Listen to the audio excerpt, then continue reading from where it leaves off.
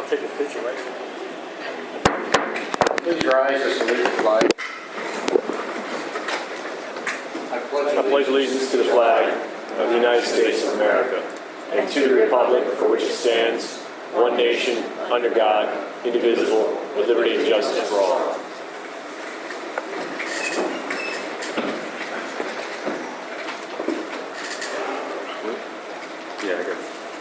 I want to welcome the board back after our 6-week hiatus, and the administrators and the public. Welcome. Mr. Basil, would you do the roll call, please? Mr. Basil here, Mrs. Bites, Here. Mr. Doty, Mr. Kurtz, Mr. Rathgeb, Here. Mr. Speed, Here. Mr. Radowski, Here. Mr. Wolf, Here. Mr. Martino. Here. Item 4 is the procedures for public participation. I'll go over them briefly since we've been off for a while, but prepared statements are to be submitted to the board prior to being read. If you come to the podium, please write your name or state your name and address and fill out the sheet that's there. You'll have 3 minutes to discuss whatever it is you'd like to discuss. And any item not on the agenda will be discussed at the end of the meeting.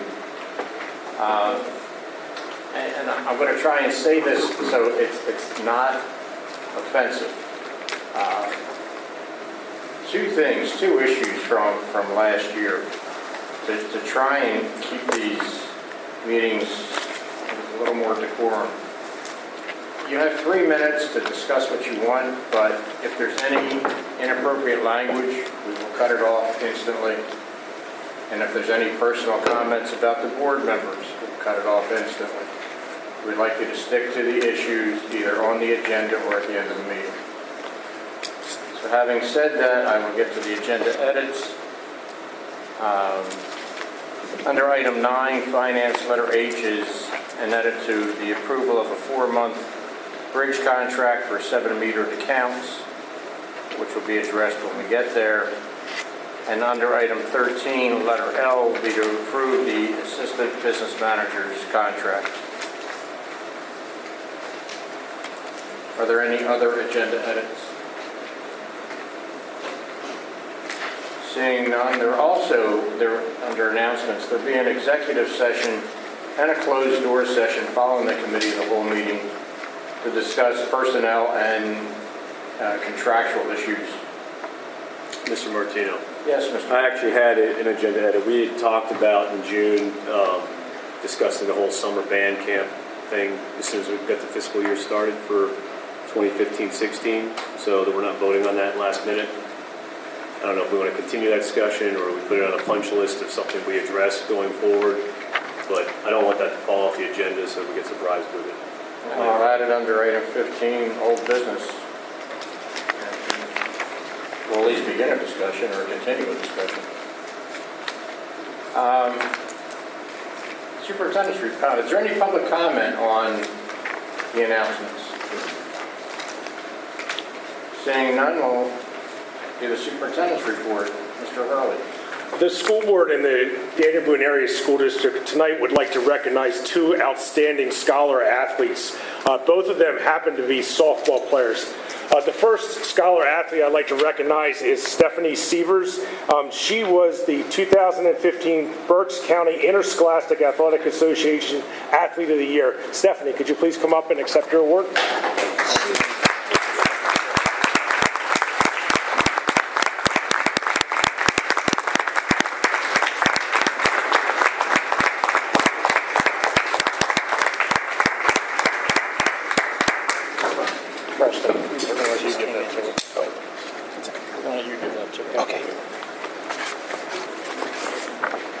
The second scholar athlete I'd like to recognize is Rebecca Slattery. Would you please stand up? Rebecca was the Pennsylvania Interscholastic Athletic Association Softball Player of the Year. That's quite an accomplishment. Please come forward.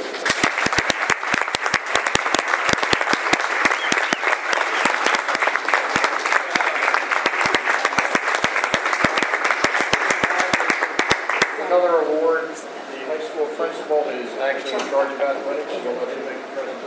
We just received this week from Becca's coach, who is on vacation, the award from the Pennsylvania High School Softball Coaches Association as the Player of the Year.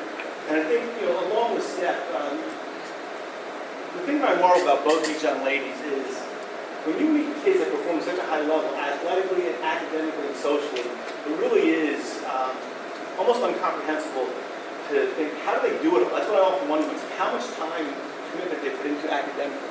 And Becca's coach sent me a note saying, this award, there are over 9,000 softball players in the state, and you're the top one. Congratulations.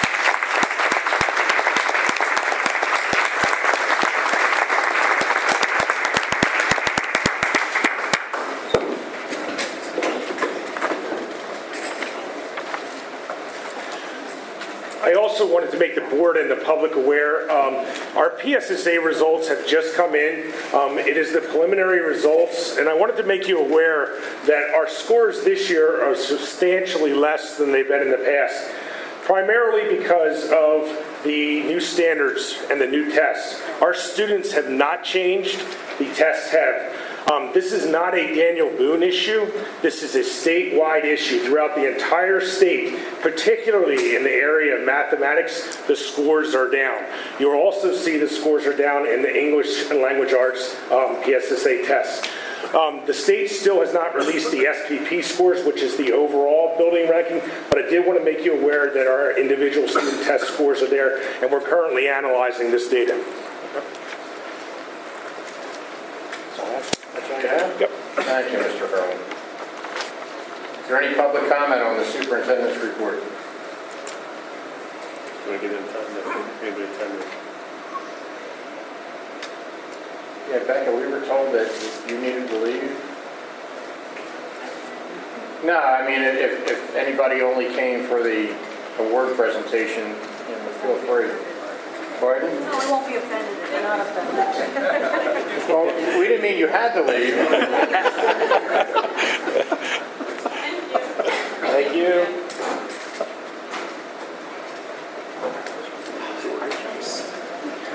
I can't hear you, Shane.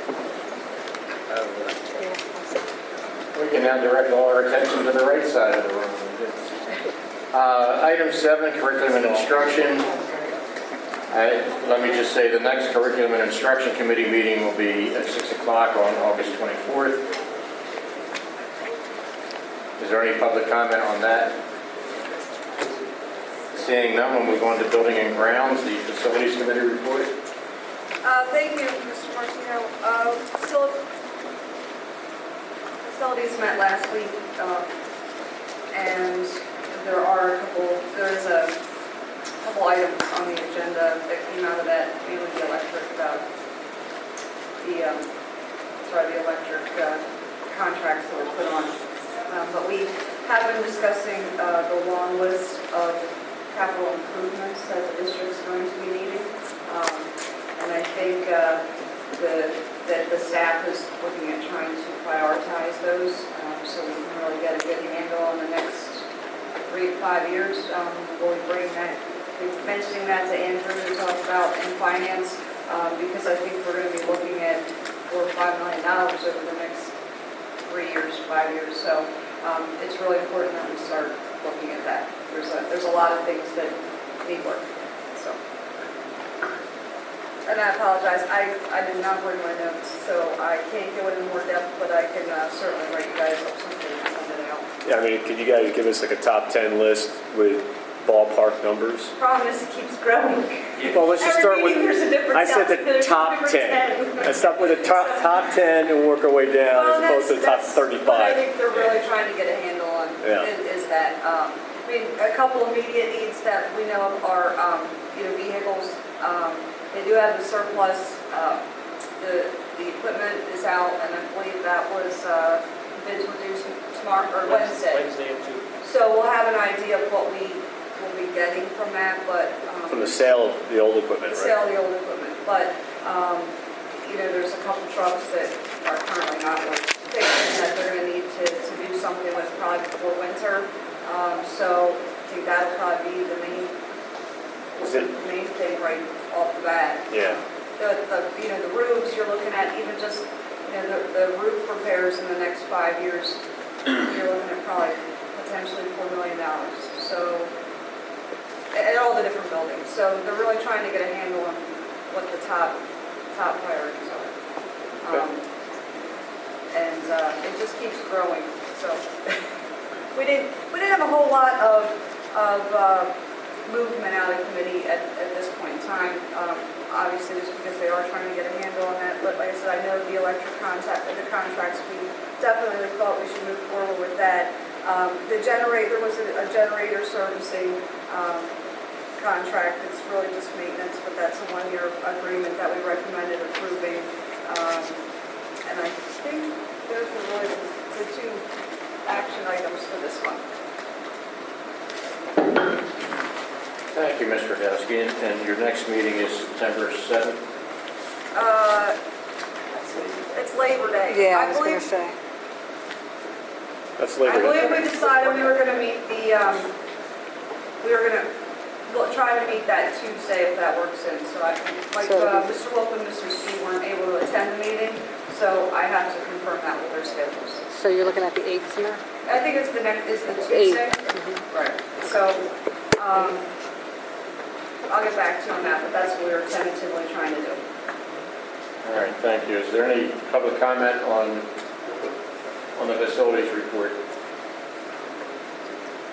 Seeing none, we'll move right into the finance report.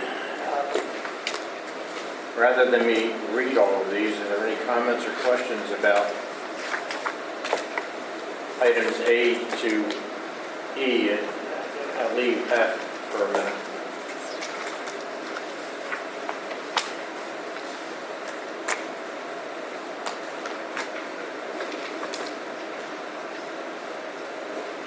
I had a question, Mr. Hurley, maybe you can answer. So the study island is for specific courses, for specific grades. That's how they build that? Is that? The study island primarily is used as our district's benchmark assessment, and a business analogy would be like a key performance indicator that you would do quarterly or 3 times a year to see where our students are at. It also, one of the benefits, we were using something called Foresight 3 or 4 years ago. One of the benefits of that is it also adds some curriculum pieces to it. Not as in-depth as a program like Odyssey, but it is something that our teachers do use. My question was more pertaining to how they build it out.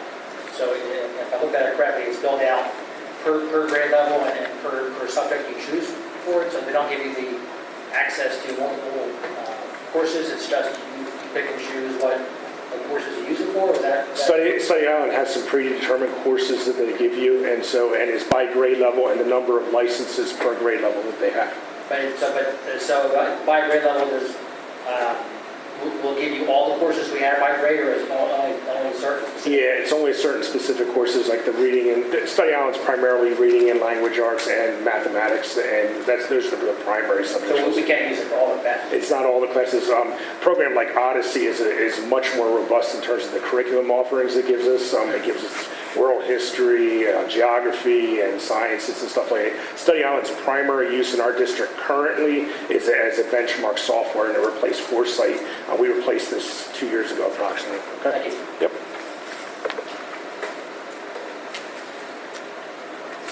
Can I ask you a question? Pardon? Can I ask a question? Yeah, I was waiting for Do you want to turn your yours mic off? to go on. Could you turn yours off, see if mine will come on? You don't have a battery in here. That's a problem. I'm looking at the Let me use bottom of yours. it. That was not intentional at all. Thank you, Mr. Dibble. So I guess I can ask a question. There you go. Ask away. It's like subliminal. You just turned it off. You're assuming Mr. Just to Steve put the clarify battery that. in correctly, right? On the Sure. Study Island benchmarking, that's benchmarking for how our students are progressing towards the tests, the standardized Towards the tests, right? academic standards, which are assessed by the test, yes. Right, so towards only the grades that are going to take the PSSAs or take the Keystones would participate in Study Island? Study Island, when you're looking at the elementary and the middle school levels, is the grades that are participating in the tests themselves. Okay. And so is it fair to say that if we did not have the state required test that we wouldn't use Study Island? What I would say is this: you still want to have indicators of where your students are at given points in time in the year. Whether or not it would be studied out, and that is recommended by PDE as a benchmark because there's a high correlation between the results there and the results on the standardized test. But you would still want to have either that or different formative assessments internally made so that we can see where our students are at from a global perspective as a manager of the building. And also you want to have some sort of standardization from an individual teacher perspective. How are my students making progress towards the academic standards? Thank you. Oh, I have one other question about the Compass Learning. Is Compass Learning, is that widespread? Is that district-wide? Everybody has access? Yeah, everyone has access to that. This was the program when you toured the middle school, the supplemental math instruction they were using in there. That was the program they were using in there. It also has a whole variety of other subjects. The curriculum in Compass Learning is very robust. Teachers use it not only for individual coursework that we have within our district, but also, let me give you an example. A math teacher, one math teacher I know uses it for, he'll find if a kid does poorly on a test, he'll assign specific strands so that kid can remediate on those particular things and then retake the test so we can gain mastery of the particular subject. So I'm wondering if we could use our Compass Learning license to test pre-K kids to see where, to identify a most at-risk group if we wanted to. Would our license cover that if we wanted to? No, it's not, and I'll certainly let my early childhood people speak to this if they want to, but we have better tests for that are research-based. It's not really good for that, for kindergarten type of assessments. Thank you.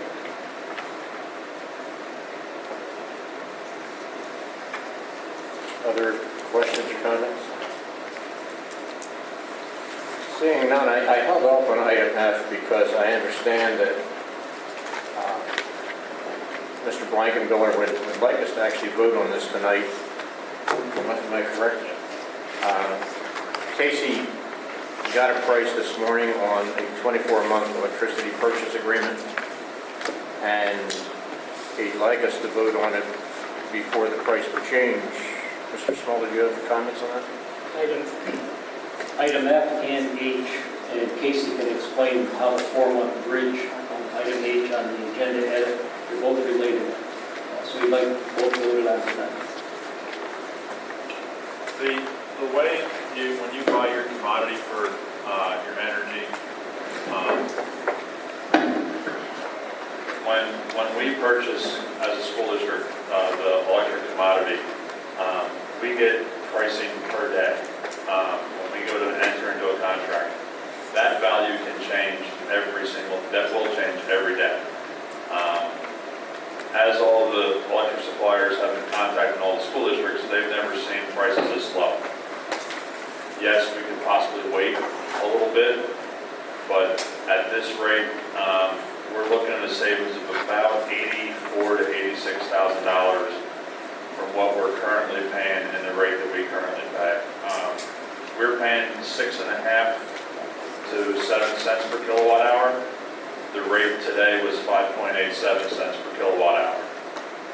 So that's only, on average 1 cent per kilowatt hour, but that equals with the amount of electric we purchase, $80,000. We can wait, but the price could go up. The weather's been very cooperative for the energy, for us as consumers, not for the supplier. So they have a lot of money. The way it works is your suppliers buy a certain bulk of energy, and that gets put on the grid. So they're obligated to sell that energy. So what they're trying to do is they're trying to lock their numbers in for the next 2 years, so they know what they're buying. So they're making it very worthwhile for us as a consumer to contract with them now, so they know what they have to buy. That's a fixed rate. That's a fixed rate. Currently, 4 of our contracts are on a fixed rate, 7 are on a commodity rate. There are 7 that we're currently paying 8.2 to 8.4 cents per kilowatt hour. So the reason there's 2 contracts on here, the bridge contract is to take the 7 current accounts that we have that are paying 8 to 8.5 cents per kilowatt, and fix that at 5.87 cents per kilowatt. That will take us to the December renewal, and then all 11 meter accounts go on at a fixed rate of 5.87 cents per kilowatt hour for the next 2 years.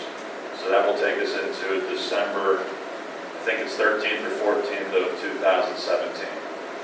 So based on what we're paying today, we would have that savings. Not to say that energy may not go down, but energy may go up. A lot of the vendors have said they can't believe electricity is cheap. So, we're going by the people who sell it. And their recommendation is to all the school districts to buy early right now.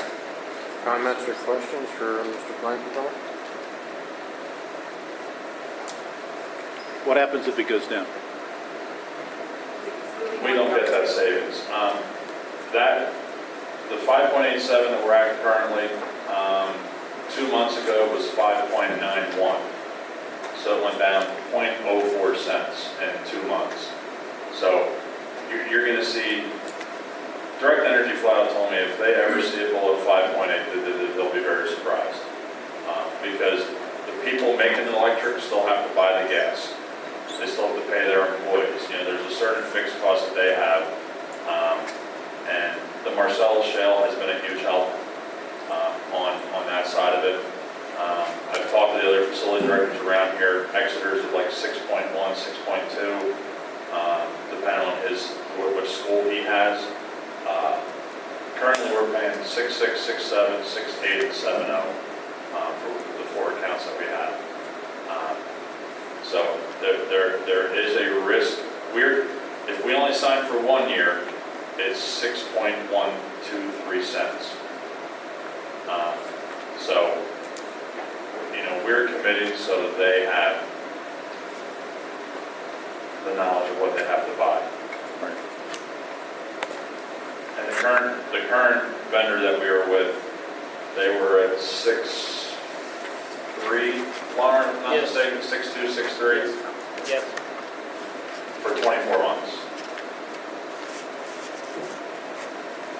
I'll make a motion to approve the recommended contract. I'll second it. Motion by Mr. Rathgeb to approve the electric contracts and seconded by Mr. Dowski. Other comments or questions?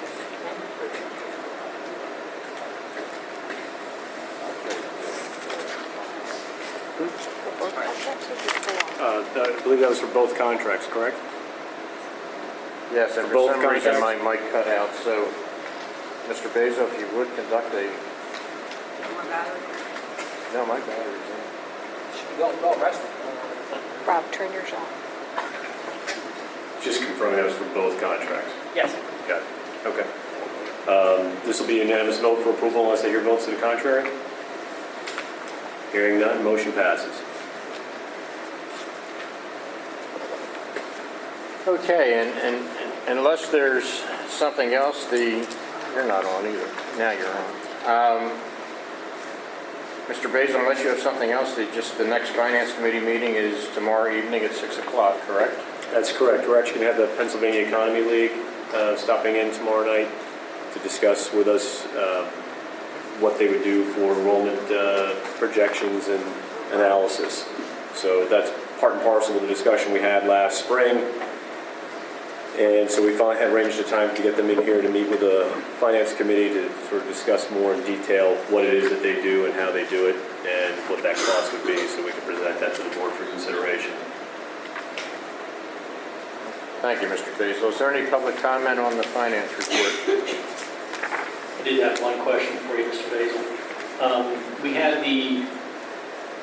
We had our own model that Mr. Seldenbridge left us, and I know I had asked twice, if we were looking back and to see how it performed and what we actually, the students that we actually received or what the program estimated we should. Right. We ever get anywhere with that? I'm gonna let Mr. Small field this one.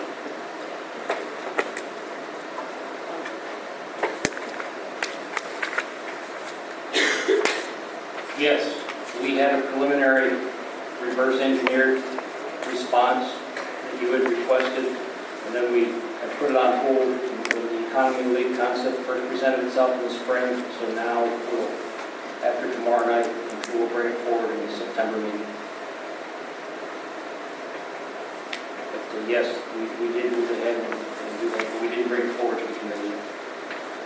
Well, I guess my question is before, in the concept of discussing if we're going to hire another outside firm to do it, if we're having good results with the model that was left for us, you know, was there a variance that we weren't expected? Did it not perform? I'll get that information out. Like I say, we did work on it, and we can certainly circulate it. Okay, that's what I'm kind of looking for before we entertain hiring somebody.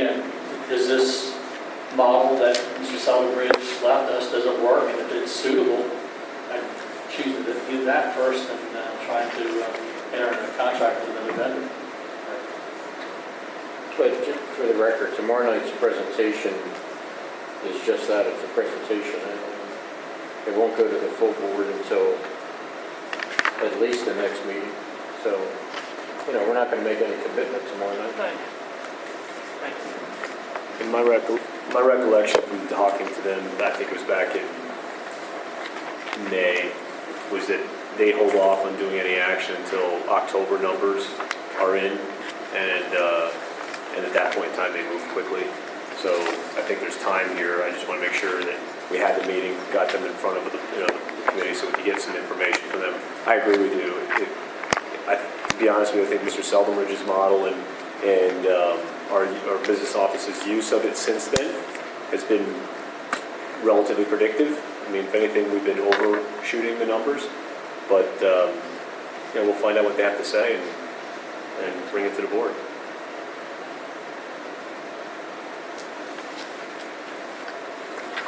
So again, is there any public comment on the finance report? Seeing none, we'll move on to presentations by board members. Mr. Basil, is there any secretary's correspondence? I think we have to read that.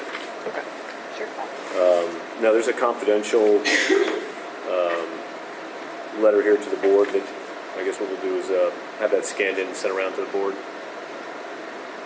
And we do have one thing in here. So we also have from the Cape May Bird Observatory, a thank you on behalf of the New Jersey Audubon Cape May Bird Observatory to the school district for their donation of $125 in the memory of Deborah Rader. So I'll leave that here for the board as well. Thank you, Mr. Basil. Is there a VCIU report? Like us, Mr. Martino, we were off in July, so we're Thank you, Mr. Rathke. VCTC? Same for us. Thank you. Thank you for what they're doing. Legislative report. It seems like the Pennsylvania legislature was off for July 2, but I'll give you a report. There is no budget. Right now, it's almost like a game of chickens being played. Neither side, both sides are waiting for the other side to blink, I guess. There doesn't seem to be much give from either the governor or the Senate or House. As far as property taxes, there are multiple bills floating around, the three primary bills. The Governor Wolf's bill would raise the state tax and raise the sales tax and add items to the sales tax and give some property tax relief, but not uniform across the board. It actually is weighted toward places like Philadelphia. I think we would get some relief, but the problem with this plan is, while it lowers property taxes temporarily, it leaves it in the hands of board members to vote to raise taxes again. So that's not a great bill. House Bill 504 raises the state tax, raises the sales tax, but it does give some property tax relief, but across the board, but again, leaves the option to school boards to then turn around and raise property taxes again. And House Bill, Senate Bill 76 which raises the state tax and sales tax, gives property tax relief across the board. It eliminates property taxes except for debt. Our debt is about roughly 12% of our budget, so our property taxes would be eliminated 88%, but it doesn't seem like that's gaining any traction either. So for right now, there is no budget and no property tax relief. That's the legislative report. Ella, did you have a report? Yeah, I don't have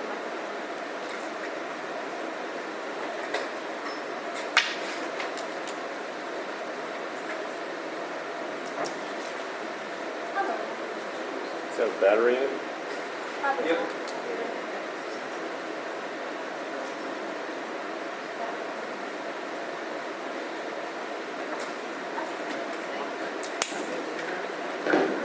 Now I know why Mr. Matz didn't come to. Thank you.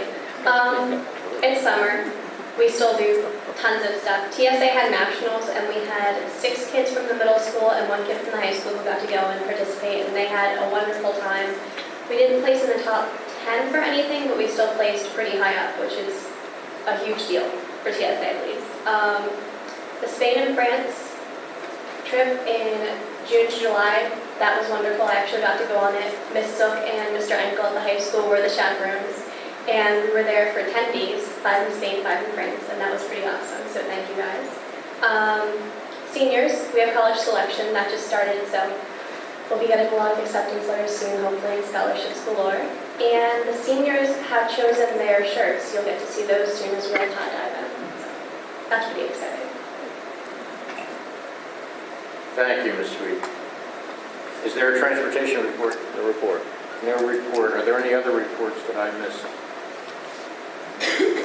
Seeing none, is there any public comment on any of the reports? Okay, item 11, the enrollment. Quick comment though about so they do have the Main Street Bridge nailed down as far as that goes. Yeah, the Main Street Bridge, hasn't been taken into account when they were designing the transportation routes. Obviously, it's going to add several minutes to several overruns. Also, a couple of the bus stops have been changed for safety reasons, but all that's been taken care of by Ron and our transportation department. I know we had I think there were some times last year that between the first row run to the Monocacy to get them home, I know that some parents were, so hopefully it's not going to. There's going to be a little bit of increase in time, obviously, because of the bridge being out on the east 3 to 4 minutes. Are they explaining that in the letter that the first couple months is going to be Yes. Thank you. You may actually have even a little more time added because Mr. Small and I went to the Amity Township meeting the other night, the supervisors meeting, and there's apparently congestion at the light where Klein's company is. Yes. So that backup, everybody that can't use the other bridge is now going there, and that backup in the morning is going to delay the buses. The good news is They can park them over at the Reddish parking lot. no, but I mean to bring the kids over to the school, but I think that the bigger thing is it's supposed to be a 3-month project. We have to hope it's a 3-month project, which would mean it would end by the end of September. So, moving on to item 11, the enrollment data discussion. And I'll turn this over to Mr. Hurley in a minute, but I looked at the numbers briefly last week, and I sat with Mr. Hurley this morning, and we went over grade by grade, school by school, and I'll tell you where I think we stand. We have one grade that does seem to be over school policy, where we would probably need to bring somebody back.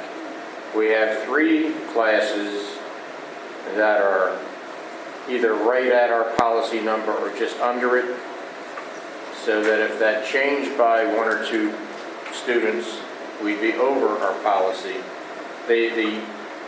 My suggestion is, and I think Mr. Hurley agrees with this, we'll see, is that we wait 2 weeks to make any final decisions for the simple reason is that even as late as this morning, some grades added children and some grades lost children.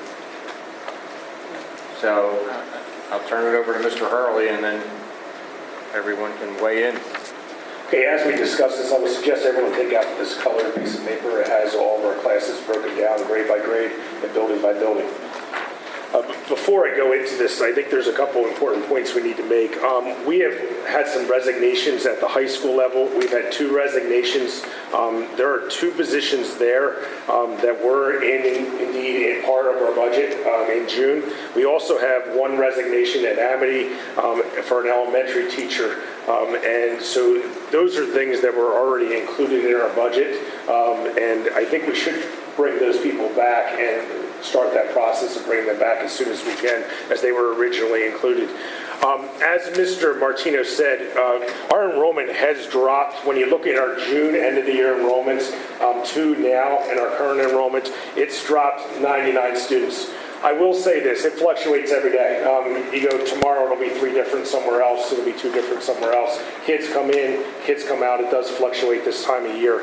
What you have in front of you is our most recent information, literally, we updated it this morning, what you guys have on this sheet right here. If you take a look at that, and when you look at 3rd grade in the MEC/BEC portion, 3rd grade, we are currently over guidelines as we are currently staffed, so you can see that piece right there. If you also look at the MEC/BEC portion, we're very close in 1st grade right now. We're 23.5 as an average class section. Historically, you'll see some late enrollments in 1st grade, so just be aware of that. I know Melanie has indicated to me she has 2 in the queue that aren't even in this right now. She just knows because the parents have called her. So keep that in mind. You're going to be right up against it in 1st grade. When you go down to Amity right now, if you look at 3rd grade, they're at 23.75, which is very close. And at 4th grade, they are right up against your guidelines, which are 26. The other ones you can see are at your guidelines themselves, except for AEC kindergarten right now, we are below, as we're currently staffed, below the current guidelines. And you can see that with 4 sections running, we're at 17.25, although that is very likely to increase as we get approaching in kindergarten. You'll get a couple in the last couple weeks right there. I also need to note if you go to 3, you're above your guidelines, and that half section doesn't do us as much good as you would think. I'm trying to make sense of what this graph is. So are the bold numbers sections next year what we currently have? Bold number, and that's a great question. Bold is what we are currently sectioning things. Okay. So in looking at this, based on what you've done here, it looks like you're in need of 2 more. Is that accurate? If we were to open school tomorrow, you would be above guidelines. If you did not add someone in 3rd grade right now, you would be above your guidelines. At AEC? At BEC. BEC, I'm sorry. And that would be if school opened tomorrow at this exact enrollment. You're very close in some other places. Oh, I see. So you're saying 1. 1 plus replacing the positions the position we lost, and then the positions also at the high school. You need to hire 4 people. Right now, if you were to do it right this second. Yep. The problem is with the 3 that are right at the guidelines is if we get an increase in student enrollment, we have no idea what grades or what classes or what school they would go to. So what we have to decide is, do we want to take the chance on our classes being over policy because of a late influx of people?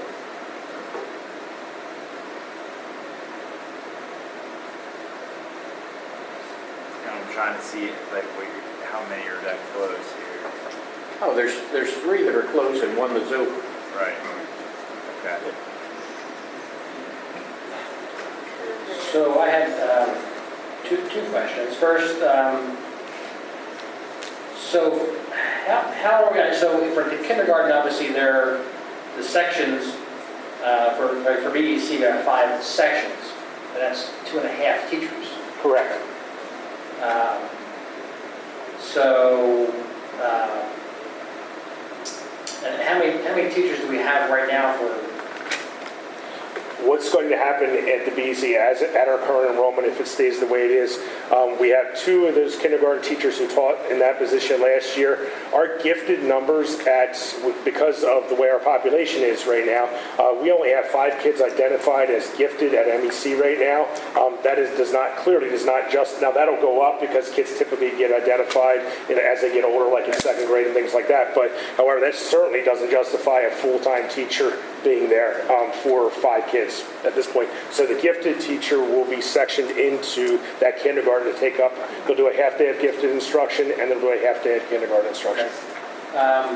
So then my second question pertains to Mr. Martinez's suggestion of holding off. So that puts us, what, two weeks before we open, we make our decision? About, yep. So I mean, so in theory, how soon do we get a teacher back if we recall them and are the teachers still available? And then obviously you have to shake up who's in one class, right?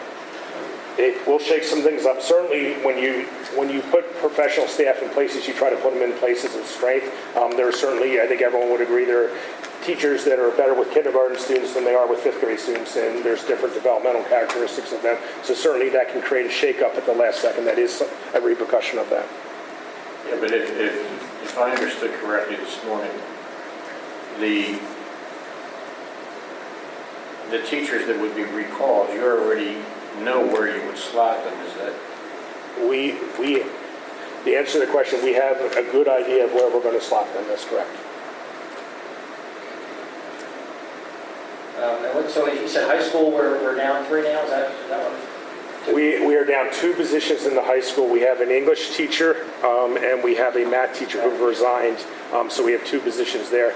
And I'll certainly let Mr. McKnight speak to this, but it's my understanding from talking to Mr. McKnight, we need to have them. Otherwise, it'll blow his master schedule up pretty good. And I'll certainly, if you want to, you can chime in on that. Are we discussing not replacing it? Or, okay. I wasn't sure. So you're looking for approval to recall that? Yes, high school tonight? there is, just so you know, on the recall list that's made, the way I see it right now, and certainly we run this by our solicitor, we do have a person who is on our recall list who is qualified to teach high school English, has a secondary English certification. According to the recall list I have in front of me, we do not have someone for the math with the secondary math certification. So we need to hire. So we need to hire someone. We'd like to do that type of, we want to get going on that because the longer we wait, the less quality applicants we get for positions. And in theory, we could recall one elementary teacher tonight, if we so chose, based on the current numbers. The recall, we lost an elementary position from a resignation, and then by current numbers, if we were to start school tomorrow, this was started school today. then we need to have, if we want to stay within guidelines, we would need to recall one if we were to stay within guidelines. That would be accurate. So I just want to make sure I understand this. You have 2 teachers at the high school that we need to replace Yes. because they resigned. Correct. You have 1 at the elementary level that we need to replace because they resigned. Correct, yes. Over the summer. Yes. Okay. And then beyond that, we have the enrollment numbers. And then we have it's a separate issue, the enrollment piece. I'd like to address these as separate issues. Fair enough, that makes sense. Mr. Hurley, just so the rest of the board can hear what I had told them in our policy meeting is when the districts decided not to continue having VCTC host their math program, those teachers were furloughed. And they had, in part, as I understand, part of the charter is those teachers have the right to fill positions in the member districts. I don't know if there's a deadline or time frame that they had or until they all found positions, but that's something else because if you have a tenured teacher out there, they're going to bid for that spot if they're interested in it. That could be. Mr. Wolf, you're correct, and we have to check with BCC to look at their recall list. Hopefully, at this point in time, they've all been filled, and if they haven't been, then certainly we're under obligation to do that.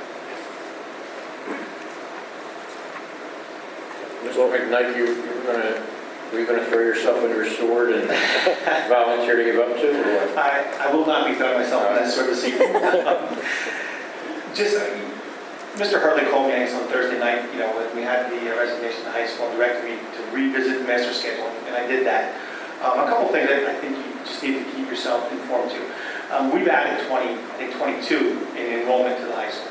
And next year, the bubble will increase another maybe 20 to 25. So we're going to have 50 more this time next year than we've had last year. Secondly, because of our late decision, and it was the nature of what we had to do with the process in the spring, it takes around 10 to 12 weeks to build a master schedule, a quality master schedule.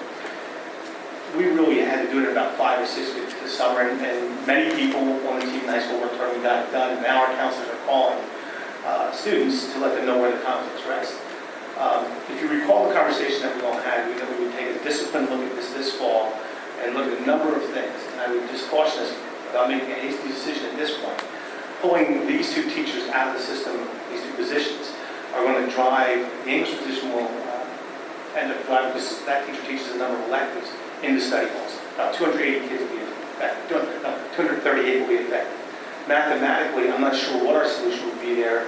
The required courses is our smallest department, and we currently do not offer those particular classes the same curriculum of teachers because we have a small math department. So essentially, I guess what I'm saying is this is like a Rubik's Cube, guys. And we have, in the last 2 years, with teachers that have been cut, we moved it around 9 or 10 times. And then we've added 20 singleton courses, electives, high interest courses, and that's another 20 moves on the Rubik's Cube. Putting that back together in 2 or 3 weeks, I don't have the skill set, quite frankly, to do it. So I don't know, we'd have to go outside to find that solution. Well, it seems to me that we would need to recall the 2 high school positions and the 1 elementary position due to the resignations this summer. So I put a motion on the table to get that done. Second that. Motion by Mr. Basil, second by Mr. Wolf to recall the 2 high school positions and 1 elementary position. Is that correct? Yes, that's correct. Comments or questions? Mr. Basil? You want me to do an individual roll call, or you guys want to do it unanimous? Unanimous. Okay. Not sure whose mic that is. Is somebody's phone by the...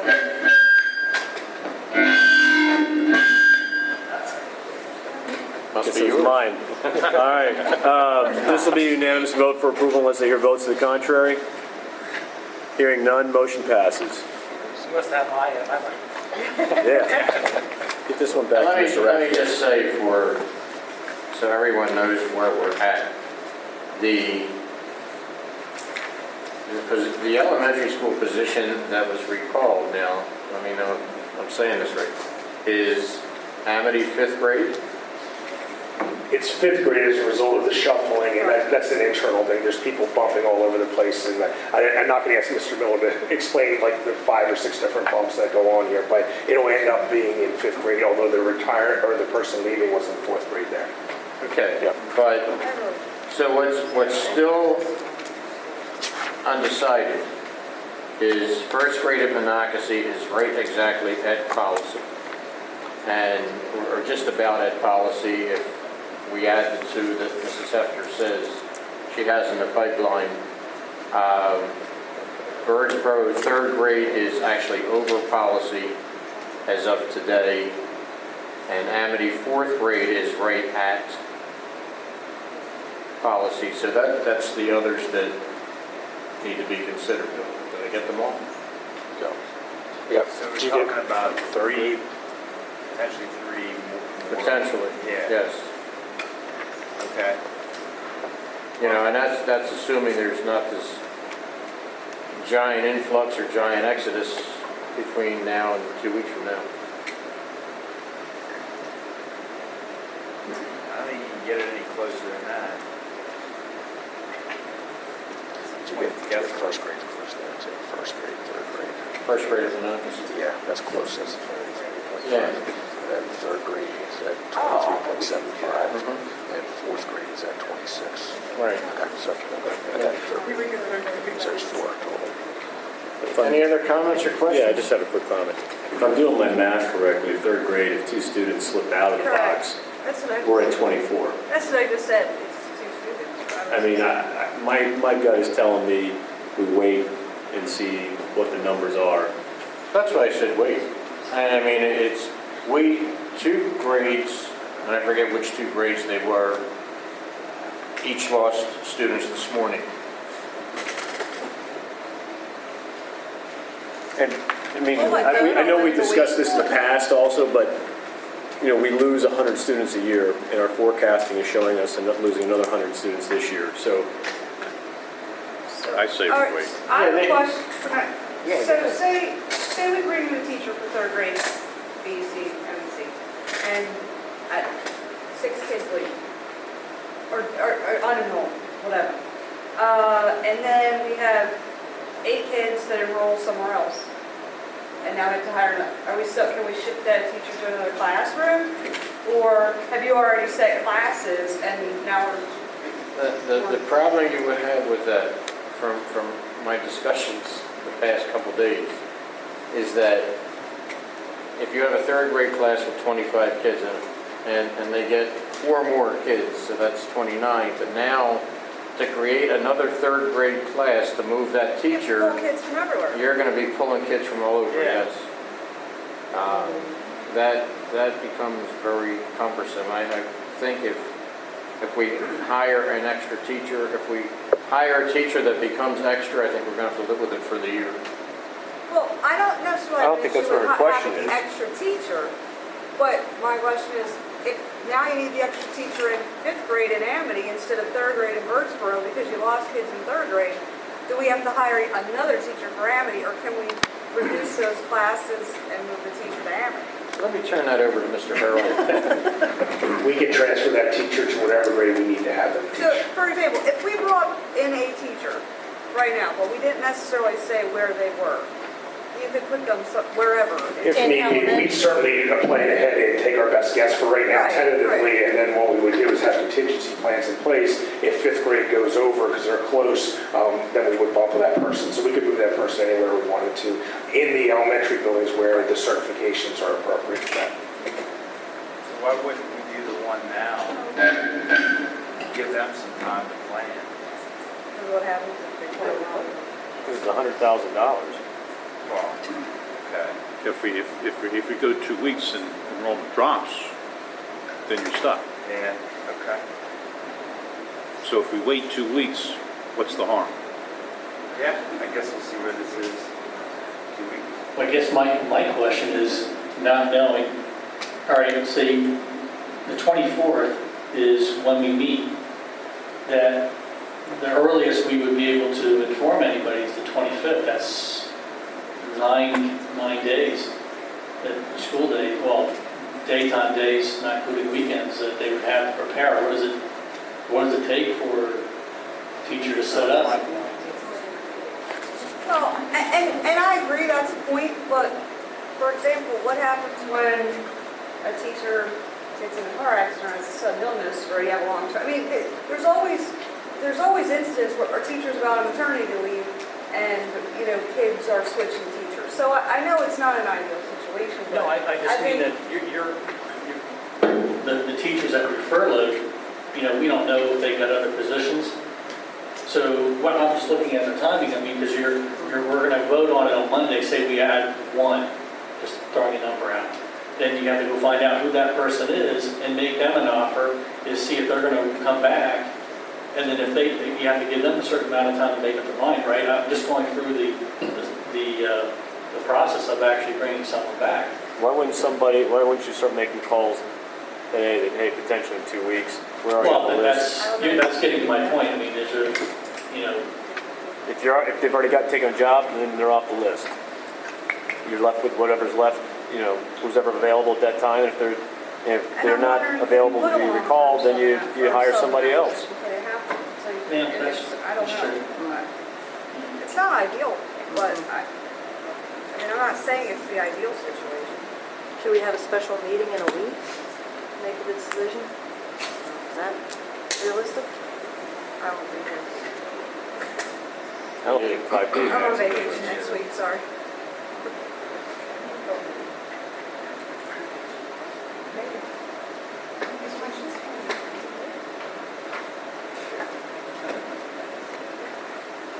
Other comments or questions? I'll throw one more comment out. Of course. The only other comment I had was, what's the typical time to set up a classroom and all those things you need as a new teacher or return teacher coming back?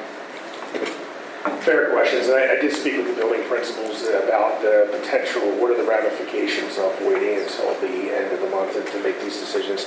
They talked about the logistics of moving supplies around as a concern, not insurmountable, but nonetheless it is there. The bigger concern is the teacher preparation in terms of when they get the new curriculum. It's not giving them as much time. They're going to be a day or two ahead of the kids. Again, not insurmountable, but certainly not an ideal situation. The more time a teacher has to prepare for the curriculum they're teaching, the better off the kids are going to be and everything else. They also have a better idea of the student needs as they're dealing with that also, because they have all the data in front of them and things like that. The other piece I just want to make you aware of as a board, historically the parents and students get their homeroom information within the next week or so. It will be delayed. It'll get a little messy because it's going to be later than the past. And just we're trying to make you aware of everything. Talk about it you have. So I just want to make you aware of those things. But in regard to... Holiday as well, which is on another day. We're also starting later, so that's also In fair. regard to Mr. Rathkett's question, though, as far as setting up, in-service days are September 1st to the 4th. Correct. Teachers aren't supposed to be in before September 1st, isn't that correct? Yeah, I don't see how that changes. We're starting later. The in-service days are still the same. Moving supplies around is, just something you got to do. But I do agree that contacting the teachers that are on the I think list that's, get on the list and find out who's available and who isn't available right now. Now you've reduced the number of potential candidates accordingly, and then you set up for making calls to if you have to, finding new candidates to take those positions. Can you make, as far as the teacher's contract goes, I assume you can only make calls based on seniority, and you can't move on to that call until that senior person gives you I could be wrong on that, but. I don't think anybody's making offers. I think what I'm suggesting is you call 10 candidates or 10 teachers, right, that have been furloughed on the seniority list. You say, do you have a job somewhere else or not? If you're available for recall, would you be available as of August 25th? And they say, I don't know. Okay, keep them on the list. If they say, I took a job at Springford, draw a line through their name and you move on to the next one. So you know who your potential list of candidates are. Yeah. So when August 25th rolls around, you know who you got to call. That's all I'm suggesting. That's relatively easy to do. We already have a real good idea of who's going to be available out of that group or not. Obviously, when people apply for jobs, the references are calling us. We got a good feel for who's there or not. We do need to get official notifications from them, but we really do have a good feel for who's on that going to be available to us. And if I'm not mistaken, there's only 5, right? Yeah, let me see about this. There's 5 or 6. It's in here. Depends on who you call back. Yeah. Any other board comments or questions? Mr. Martino, can I just say something? Sure. Both my parents are teachers. I'm actually I work in classrooms all the time. August 25th may be a little late. I know teachers aren't allowed in until the 1st, but that's only giving them 5-6 days to get all their supplies together to create their classroom. And they still have to make the lesson plan, still have to make a guideline. Even if they compare with other teachers, you're only giving them that many days. They're going to feel a lot of stress. You've already furloughed them from the district, and now you're giving them 6 days notice to create a whole year. I don't know if the 25th is going to be enough time. I don't know if you guys have ever worked in a classroom to know how much preparation really has to go into it. Without getting into a long debate, I've worked in a job for 40 years, and there is stress in jobs. And at the risk of $100,000 versus a week week of stress. I don't think we could afford to just spend $100,000. I agree. Even if we authorized an elementary school teacher today, you wouldn't know what to do with them until a week or two anyway, right? Where would you put them? Because there's 3 different classes that... Right now, we put them in third grade based upon the administrative guidelines of class sizes, because that's the one that is above guidelines right now. However, as everyone has said correctly here, things do change and it does fluctuate daily. That could be below in first grade. You can see first grade right there. That could easily shoot above that number, and practically speaking, that's a likely one to shoot above that number. So I think that's the point So Mr. it's Twardowski was There's too making. much flux anyway. Wait 2 weeks and see what we can do. We'll have a better handle on it, and then we can make a decision. Let's jump there. Any public comment on the enrollment data discussion? Laurel Reno, 367 Buckhead Lane. Quick question. If you wait until the 24th to decide if you're going to open up another section of a grade, will you at that meeting then vote to approve blank? Because otherwise, your next voting meeting is until the week after school starts. It would be done that night, Ms. Reno. So you would already know before you voted to open another section, who would be offered that position. We'll count on Mr. Hurley to send out the data the Friday preceding that meeting, which I guess is the 21st, so that night we could make a value judgment. Okay, so you would vote opening a section and then immediately follow with approve X, Y, or Z for that position. We don't have to, I don't think we have to put a name in there. If we authorize them to hire for the position, Right.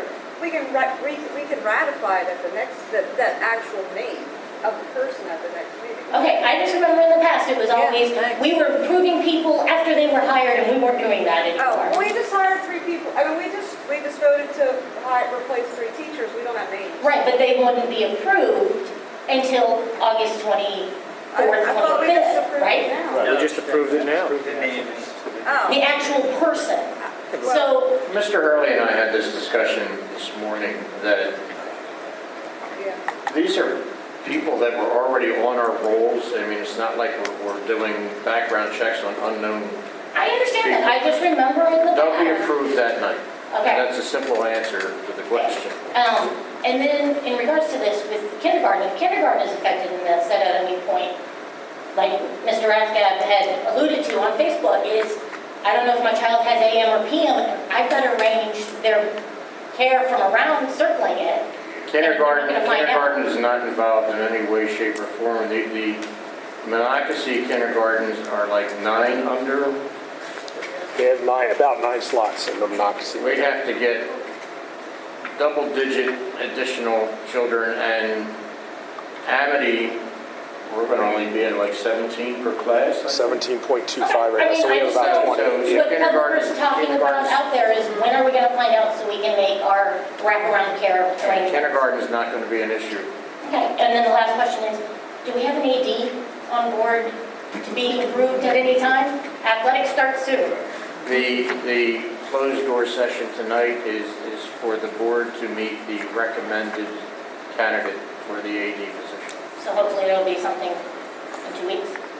Oh, good. Yes. Okay, thank you.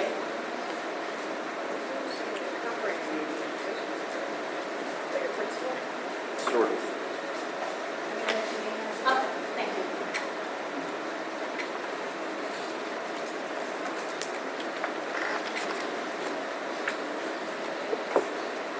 Hicks, 109 Orchard Free Drive, Douglasville. I'll get a better speaker system to be able to hear me. I just want to clear up a misconception. Clearly, you've not been around the district and in the classrooms. Teachers spend an inordinate amount of time over the summer. They don't wait till September 1st to go in. We're not being paid to go in over the summer, but teachers go in all summer long because it's a massive amount of planning. Certainly the decoration and the bulletin boards, that's just icing on the cake, and certainly that stuff can be pushed aside. But remember, when you're making these decisions about class sizes, we're already at the maximum, likely to exceed it. Maximum isn't ideal. it should be a no-brainer to hire these 4 teachers that you're clearly going to need because students are involved. Yeah, dollars are involved, but students' educations are not worth a gamble for something that's so less than ideal. It's shameful. Well, wait, before you walk away with it, the last word being shameful, we've had this discussion amongst the board, and obviously, we don't all agree, but the word maximum, that's an abstract. That could be anything. Our maximum could be 30, our maximum could be 20. So for us to be at the maximum doesn't mean the number's wrong.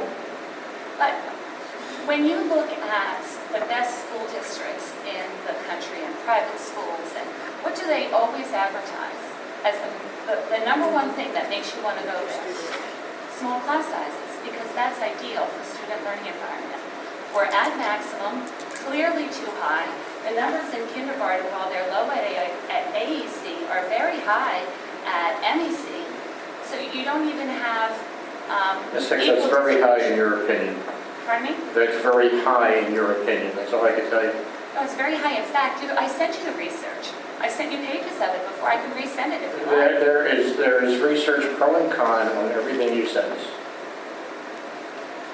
I'm sure that your voting constituents would agree with what I'm saying. Well, thank you. We'll find out. Yes, we will in November. Is there any other public comment on the enrollment data? If not, moving on to personnel, I am not going to read this, so if any board member has any comments or questions on the personnel data?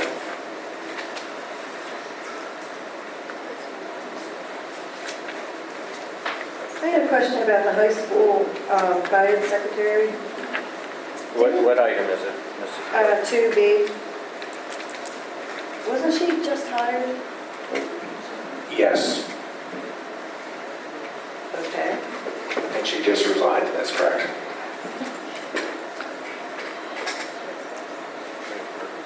Wait, which item was that?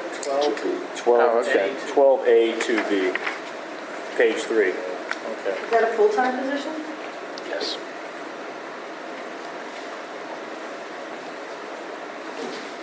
Will we be looking to replace that person? Yeah, yes, we need to, that's a real, especially at the beginning of the school year, end of the school year, that's a real busy position because of all the course changes and things of that Is nature. there something we need to know about what that person needs to have or be to keep the person in the position? It's probably a discussion we want to have in an executive session. Thank you. Without discussing the executive session publicly, Mr. McKnight, is this one of the positions that you wanted to discuss with us? It is not. Okay, thank you. Other comments or questions about the several pages of personnel items?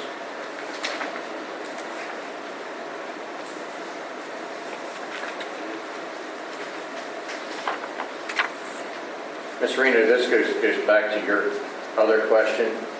I see 3 pages of names here and I don't know any of them, so it really doesn't do anything for me. But it's a name. Pardon? But it's a name on a position that exists. Yeah, but I'm more concerned with improving the positions than the names. Seeing no other yes. I think the point Mrs. Reno is trying to make is that people should not start working before they're approved. Are we all in agreement in that? They should be approved before they start working by the board, right? Not if we recall people, they've already been our employees. They don't have to be approved before they start working. We'll do that approval that night, Mr. Hurley will. Yes. Thank you. Seeing no other comments or questions, is there any public comment on the personnel items? Oh,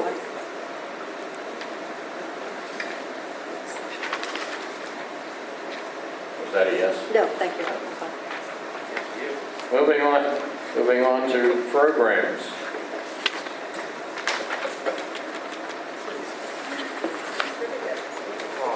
Mr. Hurley, is there anything here that needs to be discussed? I have a quick question, Mr. Martino, actually for Mr. McKnight. The high school handbooks, are they actually handed out to the kids? Are these electronic or are these paper? Mrs. Weber, last year they handed out in paper. No, it's posted online on the website. Okay, so it's all electronic. That's what I thought. Thank you.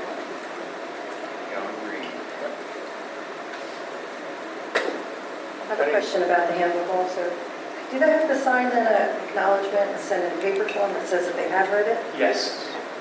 And then, under the electronic sections on the handbook, I didn't see, it wasn't very clear about cell phone use. Are kids allowed to talk on cell phones in the high school or not? Policy has Procedures I came into the building, students can use their phones in non-academic times. So in study hall, they can use it for music. I'm sure they text. Kids don't ever call anybody anymore. I mean, I have 2 teenage sons. If I see them actually using it like a phone, I'd be shocked. It's much more communication through the texting, which they do at lunch, study hall, non-academic times. Are they charging them in the classroom though? Sometimes they are, I think, and they're also, we're looking at some charging opportunities because sometimes the students use them. Teachers have students take them out and use the smartphone as an educational device. So sometimes they do charge them. How can we do that if everyone in the classroom won't have a smartphone though?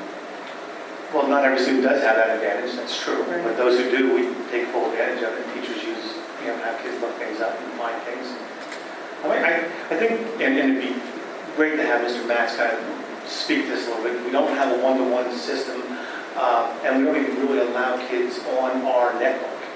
They use their own data when they do those things. So we're just charging them? Yeah, the charge would be a cost. I don't know how much, Casey, how much Can't imagine. electricity is used. For a phone, not worth the care. It's minimal. The overall scheme of things.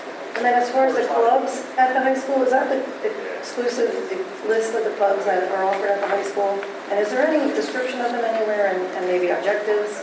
There are descriptions of the clubs, and just to give you some insight, we added, it's a little off your question, but it comes around to it.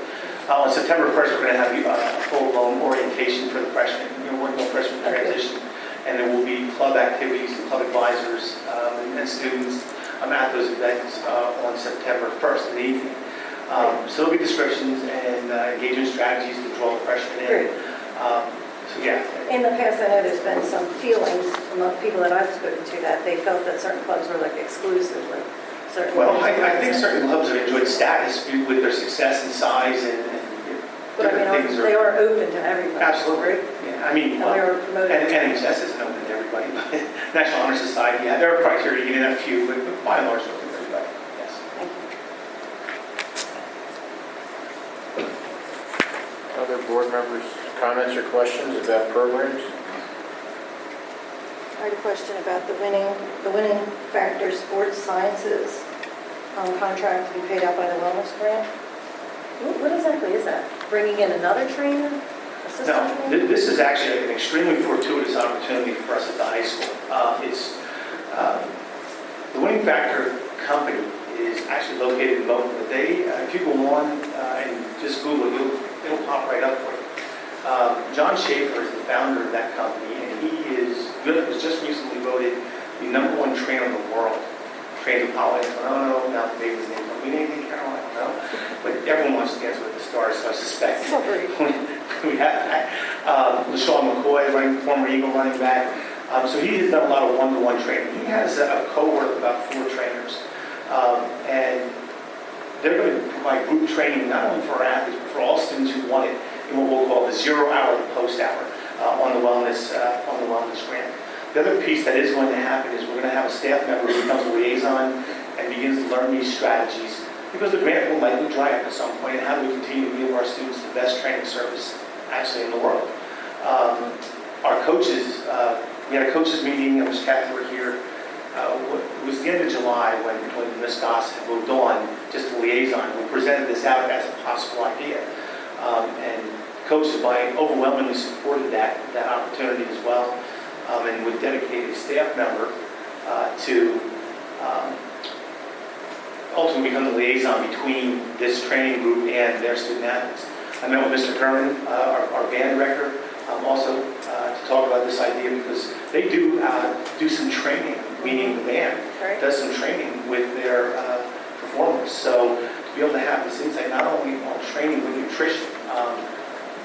The leader of this group is a PhD in nutrition and exercise science. So for what our contract is out of the money fund, really isn't costing us anything. It's a great opportunity. But it is for students that are already involved in sports, then you're not. Not only sports, Kids, it's no. any student, and we will push this out to all the students. Now, I think sports kids will take more advantage of it than non-sports kids. We're going to drive many kids to this because there's a high correlation in research to students' exercise and academic performance. So we're going to be pushing forward not only with athletes, but with all students in the building. That's awesome, thank you, Mr. Other board member comments or Yeah, I was questions? just going to say, it might be a prudent strategy to have more than one person sort of cross-trained in this, just because if that person decides they're going to resign, then all that information goes with that person. And I don't disagree. Here's my challenge, and I'm certainly open. Maybe it's our athletic director, or, That's a possibility as well. We'll have to find somebody, and maybe an athletic administrator will be the right fit, because we have only enough money left, grant money, Sure. to pay for the one person to supervise and train. Right. The staff members get paid for that, so maybe Right. we'll be looking at the athletic administrator side. It's a good idea.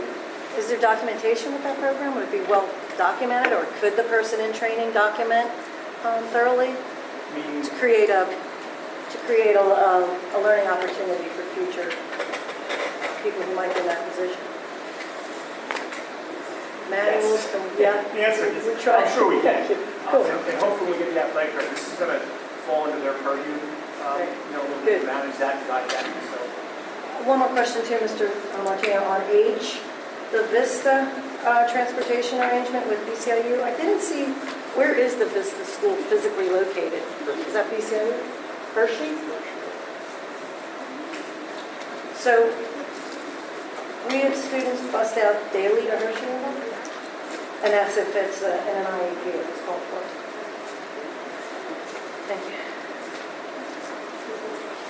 And one item I might add, we have an anonymous monetary donation through the Benevity Impact Fund for Amity Elementary Center in the amount of $97.50. And whoever that anonymous donor is, we want to thank them. Is there any public comment on programs? Seeing none, we'll move on to policy. Mr. Wolf? Thank you, Mr. Martino. The board did meet tonight at 6 o'clock. We actually got quite a bit done. And top of the list, we are going to be moving two policies for first reading. One is property use of school facilities. We've been working on this for some time. I think we finally got to the point where we're ready to make recommendations to the board. It allows more flexibility to the fee schedule, allowing the business office or the administration to negotiate if needed. Same as what we did for this outfit that came for the Taekwondo or whatever the martial arts instruction was. So there is some different things about it, but I think we're at the point now where you can recommend it for first reading. The second item is actually more important is the school volunteers. This, as we found out tonight, has been evolving even as we've been working on this policy from the state, because there's apparently been some dialogue at some meetings that Mr. Small and others have attended, in which the definition of what volunteers or what service you're providing or what, how much time you're spending with kids, what those definitions fall into. But we're going to continue moving forward with ours, understanding that it may need to be tweaked as we go forward and things from the state continue to develop. One of the biggest things I want to bring to the board's attention is currently we're operating under our current policy, which is in many cases obsolete because we don't have the Raptor system anymore. There's many references to that obsolete system. But once we get to first reading, I would ask that the board authorize the administration to file these new policies. Unless we have board member has a change and we want to go back and revise it, we would ask that the administration be giving instruction to file the new policy instead of the old policy. And then as we go through its second and third, adoption in late September, but by that time, a lot of the volunteers already have been processed through, so we want to make sure we get this in place as soon as possible. Some of the key factors of this is we're breaking out what is a volunteer versus a community participant. This was brought to us by PSBA and has already gone through Fox Rothschild. They also had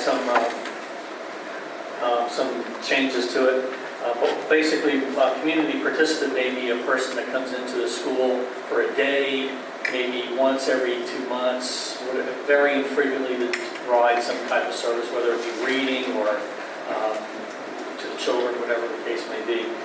We don't necessarily want to put the burden on those individuals to go through the various background checks in order to volunteer what could be once a year or less than a few times a year. That and all those people would be working under the direct supervision of a district employee. So it would be a person in a classroom with a teacher in the classroom. So there would not be one-on-one interaction away from a district employee. A volunteer, those are what we would call our traditional volunteers, the people who volunteer for the music program or for a club, or they're maybe building props for the plays or whatever the case may be, where they're going to be interacting with our students. They're going to go through the full volunteer process, which right now includes 2 online checks. As many of you know, or maybe you haven't heard, Governor Wolf has suspended the fees involved for the child abuse and criminal background checks. They were both $10 fees, so to apply for those there's no cost to the individual. Now, if the person happens to have lived in the state of Pennsylvania for 10 years or more, they're fine with those 2 clearances. If they're less, then they must get the fingerprint back check on, which is the federal one. And there would be a fee for those. Now, we had discussed as part of the committee, and what we're going to be asking for some input tonight is, with anything that the government does, they give, they can take away. So eventually, it could be possible that from what I understand, this fingerprint check is about $30. The two instant checks for the child abuse and criminal history are both $10. So we're looking at an outlay for a volunteer of roughly $50 just to volunteer their time for the district. So what we've done is made a recommendation that if 2 caveats, if the volunteer requests and if the building administrator approves, that the district would reimburse that individual up to $25 to compensate for the background checks. So looking for a little bit of guidance and discussion from the board on that, on what everyone feels, because like I said, the tight time frame we have, I'd like to know what we're going to do so we would have this in place for the first reading in 2 weeks. You know how many volunteers we typically get in a year? It's certainly over 50, and that's the problem. Like if you do a field trip, let me give you an example. If you do a field trip to the zoo or whatever, you're going to have 10 volunteers right there. The question really becomes how many of those are out of state or not, because the out of state volunteers have to get the FBI fingerprint, and obviously the state doesn't have the authority to waive that particular thing, so they have to pay the $28 or whatever. I think that's where it comes in, and so it can be random. I know the music volunteers, the music boosters have a lot of volunteers. I believe also sports has a lot of volunteers. Yeah, I guess I'm just trying to get a sense. Is it 500 people a year, or is it And unfortunately, I'm going to be a little bit vague on that. I can get you some more information. One of the things is if it is opened up and it is free, you're probably going to get more volunteers, just from my experience. Before all these checks came into place, we had a lot more parent volunteers than what we do now with the fees and the checks there. So I guess I'm just, if you're cranking it out $25 a head and you get, you start adding fair question. lots of people, then it gets to be a line item that we need to account for, that's all. Presently, though, there's, if they've lived in the state of Pennsylvania for 10 years, there'd be no cost to them to get the clearances. They would need to be a volunteer. Correct. Right. And then I guess the second question I have is, in terms of designating the group participant, or whatever that, Community participant. community participant, sorry, what's the number of times that somebody participates before they're considered a volunteer, and when do you make that determination? Halfway through the year?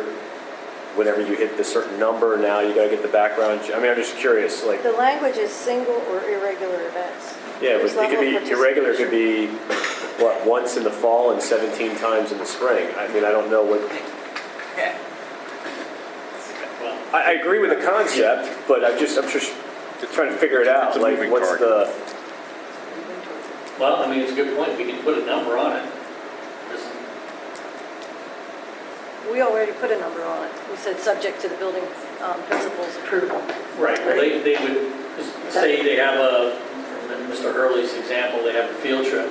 They need 10 volunteers, 20 people volunteer, but they only need 10. So, if people apply, you're going to take the first 10, the other people, and say out of that 10, maybe only 2 people want to be reimbursed. They're not going to take those 11 through 20, or just going to say, no, thank you, but no, thank you. But that's what you're talking about, correct? The reimbursement. So you can actually put a cost not to exceed, so that the first 100 people get reimbursed?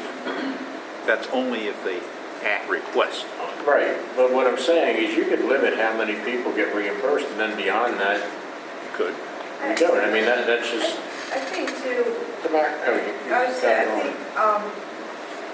I think a lot of people, if they're volunteering in the school, there's a good chance they're volunteering elsewhere and they have these clearances already. Because you need them for church, you need them for, for sports, if you're, so I think, I would guess very few people would be looking for reimbursement, but maybe you cap it. It and does maybe have you the say- potential. Maybe you said we only reimburse for the fingerprinting. But your concern is only if the state takes back Governor Wolf's. Right. Or the fingerprinting, that's the Right, 30. right now, if they need the fingerprint, and they have to pay the $30, and they request reimbursement, they would only get $25 of the $30 back. But it could be, again, that's, if this sunsets at some point and the $10 fee comes back for those 2 checks, then the person could be paying $50 for a background check, up to, depending on all the circumstances. I mean, we can, like I said, as far as the community participant,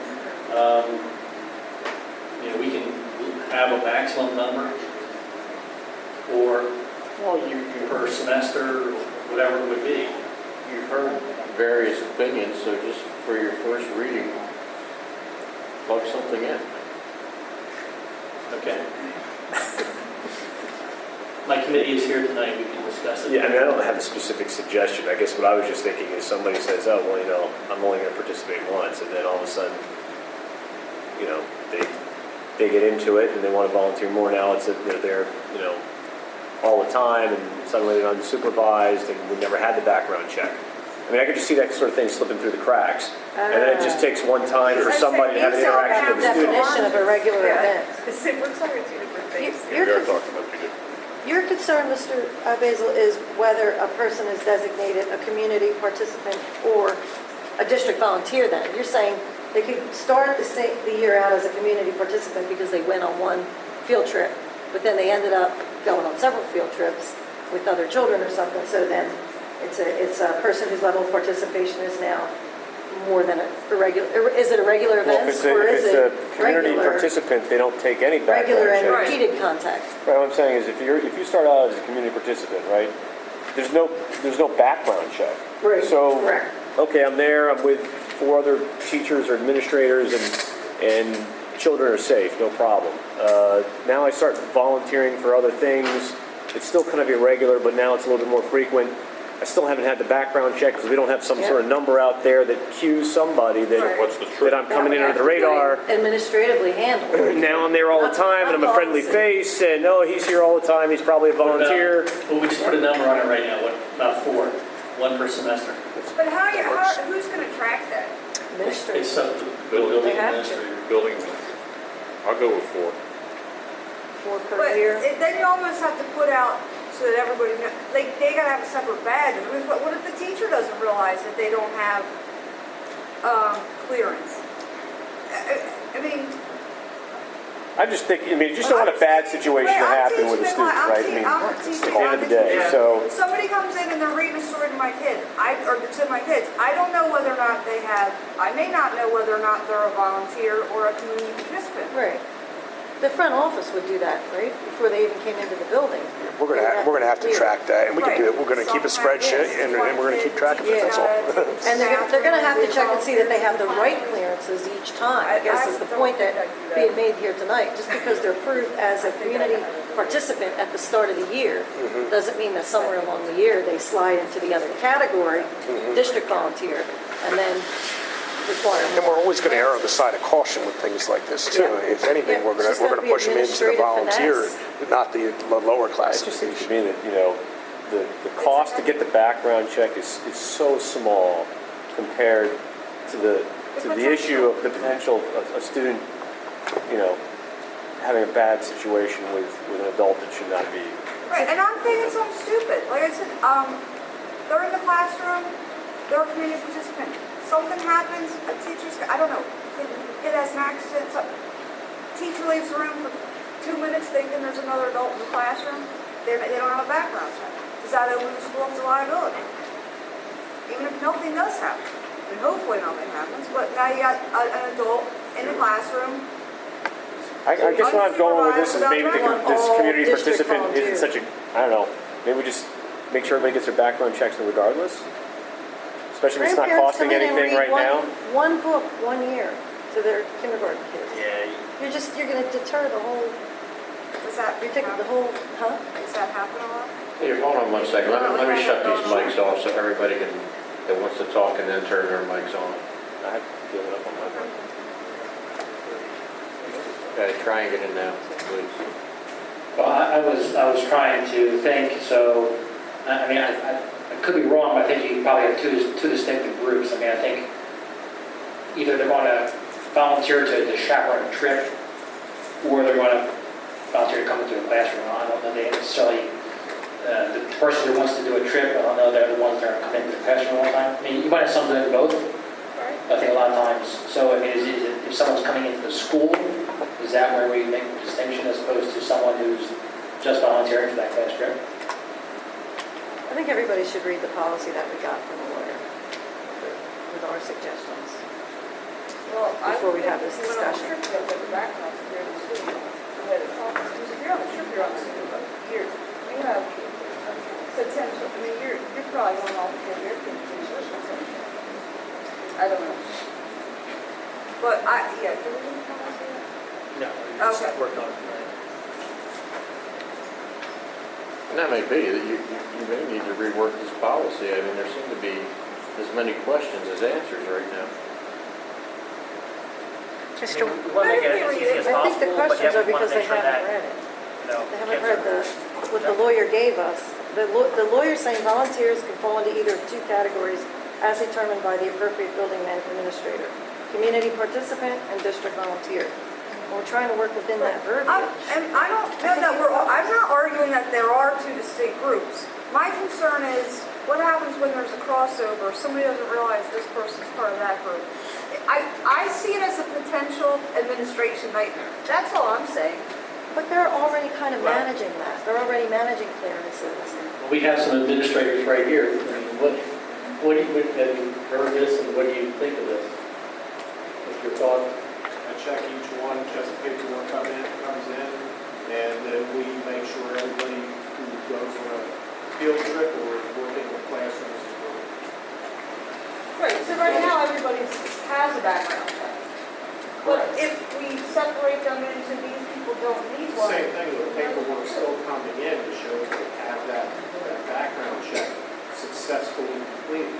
And then I forward that to Mr. Earl. But there'll be a group here that won't be required to get the background check. But they'll have paperwork. But They'll have to sign their no, Right, acknowledgement. they'll still have to sign, Right. you know. fill The out appropriate paperwork would follow each volunteer. So what the question really is, you know, if we define it as 4 times a year to say is when we come in and talk to the class or whatever the case may be, is it a burden for you as administrators to make sure that, you know, once they request number 5, like, no, you can't do that, you have to go through the volunteer process.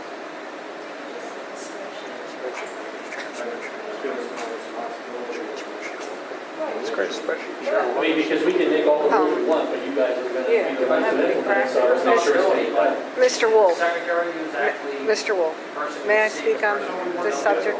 Sorry? May I speak on the subject? Secretary has a lot to do. They got a sick kid here, they got someone coming in here late, they got someone That's why got you that. have more than one person involved in the process. Well, but then also all the teachers are gonna have to know who's a volunteer. That's what I'm saying. To me, Yeah, they're this seems like a lot more of a potential for a problem than if they just had the background checks. Yeah, I'm thinking as you guys are all talking is, I don't, what the attorney said is nice, but do we really want to complicate this for ourselves? I don't, that's, Can I- The purpose was not for these individuals to go on field trips. It was really for people to come into classrooms and discuss and, you know, read a book or whatever the case may be. Here's my grandfather, here was experiencing the war, whatever the case may be. And we have a lot of that. And, you know, it wasn't really meant for leaving the building. It was supposed to be in the classroom with a teacher present. Can I say something? Hold it though, if you're accompanied, right now, if somebody came into the school district to speak to a class, they're not going through a background check, they just get accompanied from the principal's office to the classroom and they speak, and then they leave, But we're right? defining what that person is. Right. In the past years, it used to be a supervised volunteer and an unsupervised volunteer. I don't have mine. Thank you. That's the perfect distinction. Okay? That's how it always was. And what happened is if a grandma or grandpa came in to have lunch with their student or their grandchild, that was just a building visitor. It's not a volunteer. right, It's a visitor. So if somebody's coming in to give a lecture in the class, it's a classroom visitor for that day. And then we have people who are weekly volunteers that are in the classroom. Yes, the teacher is there, but if something happened, we had them get the background checks because if an emergency happened and that person's taking the kid to the nurse for the teacher, everybody was cleared. And then we have chaperones and field trip, whatever you want to say, volunteers. So, we just still have a visitor. Do we have a visitor in that policy or no? No, but it's under the definition of community participant. The part we struck, the examples from the attorney, say for, or someone to speak at a career day, or, Well, So- maybe if we do read it, it'll make it. yeah, maybe you should read it first. a couple years back, we went strictly to everybody had clearances because of the state laws. So they were required to get clearances, and we have, in the past, in our policy, reimbursed people if they asked. Many volunteers don't ask to be reimbursed. They feel it's for the children and they do it. We do keep a spreadsheet of volunteers who are approved and what they are approved for versus supervised, unsupervised. Yeah, but you're talking about what we do, and they're talking about what we're going to do. Well, I'm just trying to explain the history. But it seems like at 9, Happy 10 done. tonight, we're having a policy committee meeting now. Well, that's what a workshop's about though, Right. right? I mean, that's what this meeting's And for. I know we have a 3-hour probably executive session, but that is what this meeting's for. Right? Really? Yeah, I mean, I think the issue is there's a sense of urgency here, right? To try to get something done for the school Otherwise, you year. could take your time with it, make all Right. kinds of alterations and changes, but we would really like to give the administration direction, at least at the voting meeting. All right. This is what we got, this is what's required, because right now, they're going by the old policy. Yeah, cool. Tweak it Okay. later. Can you just tell me the policy number that you'd like on for first reading, please? And if it's an AG or a policy? I'll get that. Thank you.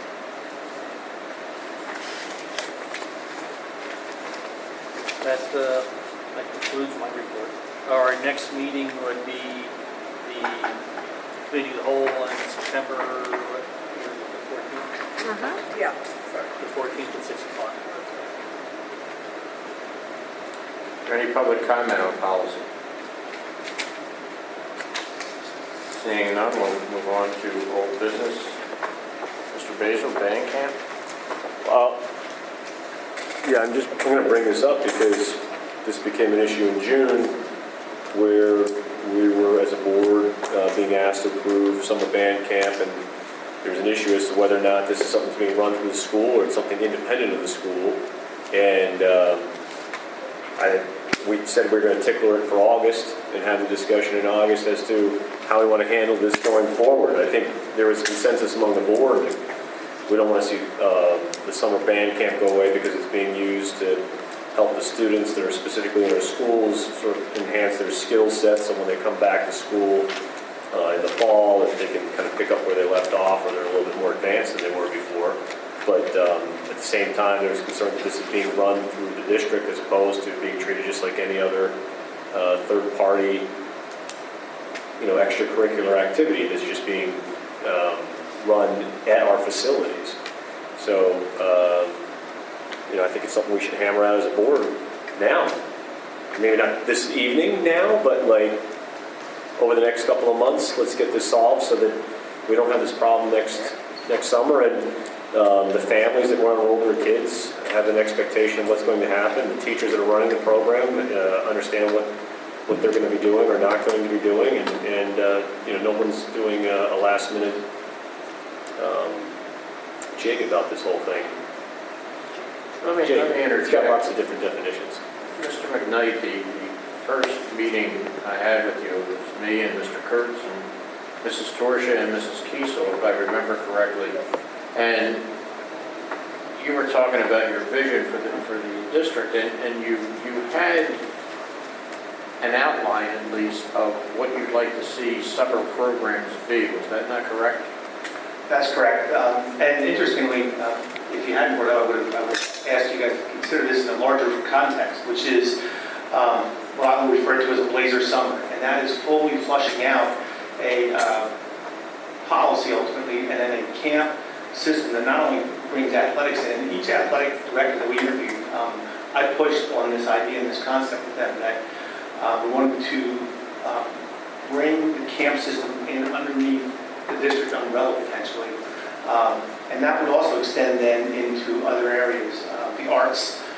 So we're offering a full summer experience for our students, also academically, AP prep, college essay writing, and for a fee. I mean, that's the nature of the business of summer camps. And I would incorporate this. Well, I think it would be certainly something that we have to be respectful and look at it all. I mean, I don't know enough about band camp at this time, and where the revenue goes, but I think that's what you always have to look at.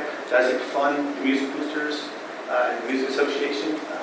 We have to look at a number of those things. I know in meeting with Mr. Parks, the football camp helps fund back to the booster program. So there's a broader conversation that has to happen with a lot of stakeholders in this. But I still think it needs to come in underneath the athletic activities end of the high school. Well, let me ask, as Mr. Basil said, this doesn't have to be decided tonight. And the first committee of the whole meeting in September, you're at the start of school. Do you think you could have a presentation prepared for like the committee of the whole meeting in October? Yeah, I mean, I have, as you might suspect, a rudimentary outline to it as we speak, and you've previously seen. So yeah, I think we'll be ready by October. Is that sufficient? Yeah. Yes. dramatic yet. I think if we can, in conjunction with that, I think it will be helpful for at least me, I don't know about the other board members, but if there are monies that are getting run through the district, whether it's through payroll or whatever, it would be helpful for me to know what revenue's coming in, what expenses are going out, and then where's the leftover money going, if there is any, or are we subsidizing?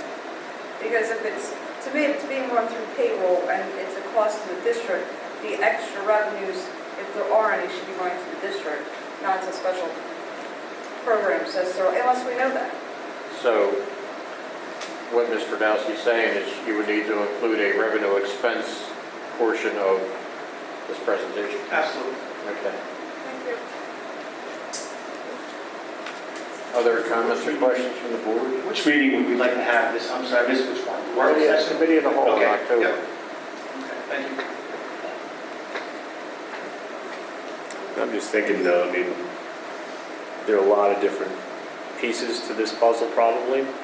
So I would say you could probably bring this up in as many committees that you would deem necessary to move the ball forward. I mean, I agree with Ms. Trudowski. My biggest concern about this was you drive around, you see the signs up, Daniel Boone, whatever camp, but it's really not Daniel Boone, it's some other organization that's running the camp, and it just happens to be at our facilities, and we're running it through payroll, but there's no benefit to the district per se. You know, like it's this, you know, and so either it has to be out or it needs to be in, and if it's in, we need to control it, and I think that's where you're going with this, which I would support. So I just, if it's sports then and it's finance, then maybe we can talk about it every now and then at a finance committee meeting. If it's facilities use or, you know, it's field scheduling and all that kind of stuff, then I guess, you know, run through as many committees as you deem appropriate to just move the ball.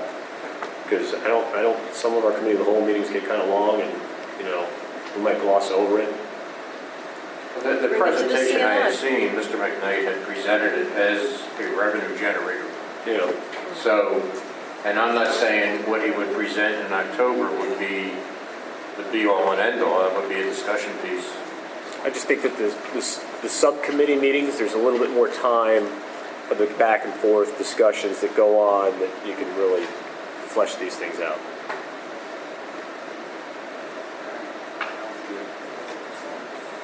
So should we bring it to finance? I think tomorrow night that'd be a little How about the quick, next one? but September is Because he could bring fine. it to CNI. If he's ready, we could be ready. We could discuss it in CNI. If we're trying to give them direction, what are we asking them to do? Bring it to the COW or bring it to a committee? Whenever he's ready. I mean, I think it's the first thing, right? I mean, he's got to be ready to. We'll be ready when we say it. Is that Because he's right? that kind of guy. I would be ready whenever you need it. However, to open the school year, I think October would be awesome. Mr. McKnight, if you're ready by October, I would let the board members know, and if somebody wants to have a discussion at their committee meeting, they can let you know that. Absolutely. Is there any public comment on old business? Seeing none, we'll move on to new business. Mr. McKnight, you're on again. Reduction of Townsend PE graduation credit requirements. Okay. Do you guys have a copy of the request in front of you? And I sent it. I'll read it. Essentially, with reduction of PE teacher, we need to adjust the graduation requirement for the class of 2016 and a different adjustment for 2017 and beyond. The class of 2016 would need 1.65 health and PE credits and a total of 24.48 to graduate. In the class of 2017 and beyond would need 1.48 health and PE credits and a total of 24.31 credits to graduate. And this is reflective of the reduction of the PE teacher from 4 to 3 at the high school. Grades 11 and 12 are now receiving PE 1 time in the 6-day cycle. And that's all the staffing we have. So that's where we are. I just did some back of the envelope numbers. Our one PE teacher is teaching 31 sections. I mean, they're tapped out. So we just need to adjust the policy. Correct. And the other thing to consider is as we take a deeper dive in the fall, as we go down the road here, about where are we really going collectively, we may make a short-term decision and then leave it open to revisit, in a broader context. I think the conversation we had back in the spring was, where we are compared to the state requirements. And Mr. Rath asked comments, how old are those state requirements? They can be quite old, but regardless, we are well above in a number of areas. And that may be a good thing, but we should have a dialogue about, is that the direction we want to go? Do we want to become more focused? All those conversations, I think we need to have those answers in the fall. And let me just add this in a broader context, that whatever changes we may make to the curriculum and to the enrollment and staffing model, we really, in fairness to people on our staff, although it's not always good news, we need to give them that information by March. And that also allows us to make an optimal schedule from March until now for our students. The situation, and I know we went back and forth quite a bit in May and June, really, I don't know if that's the best service to our students with all that, and to all of us, with all that information in the air. Well, I agree with you. I think what we were trying to do was try to reorient ourselves so that when the handbook or whatever's coming, the course selection guide that's coming out in January is something that, we all agree on to, as opposed to, it seemed to me we were putting the cart before the horse, right? So you put the course selection guide out, and then there's courses out there that we really shouldn't be offering because of, whatever it was, subscription or money or whatever, and then the kids are making choices, and then we're pulling it back because of budgetary constraints or what. I would think we'd rather have a discussion of where do we want to be, what do we want to offer. Is that something we're going to offer every year? Is it something we're going to offer once every 2 years, every 3 years? Is it something we're not going to offer at all? Are we going to add different things that we're going to commit to? Those are the conversations we're going to have October, November, December. So who's on curriculum instruction?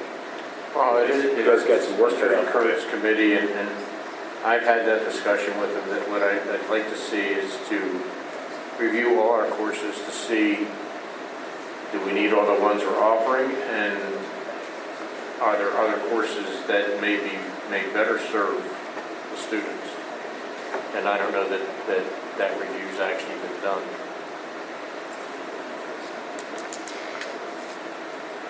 Mr. McKnight, is there anything else with that? Not this time.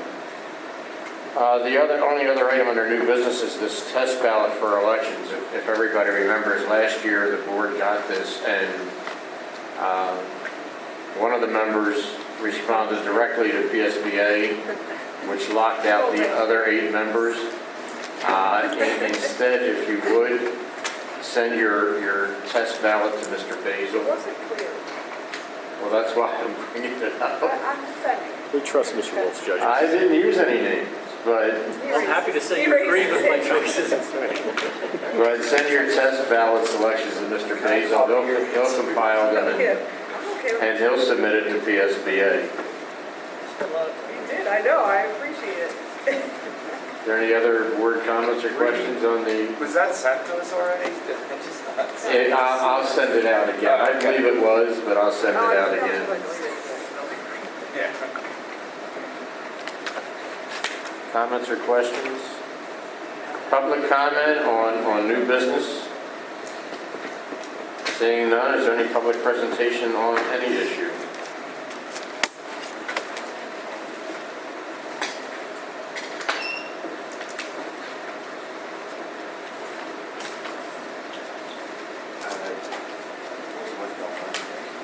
Shane Cockle, 830 Geigertown Road. Last school year I brought up the sports budget and the amount of traveling that some of your teams were traveling. Anywhere from an hour to 4 hours to play regular season games.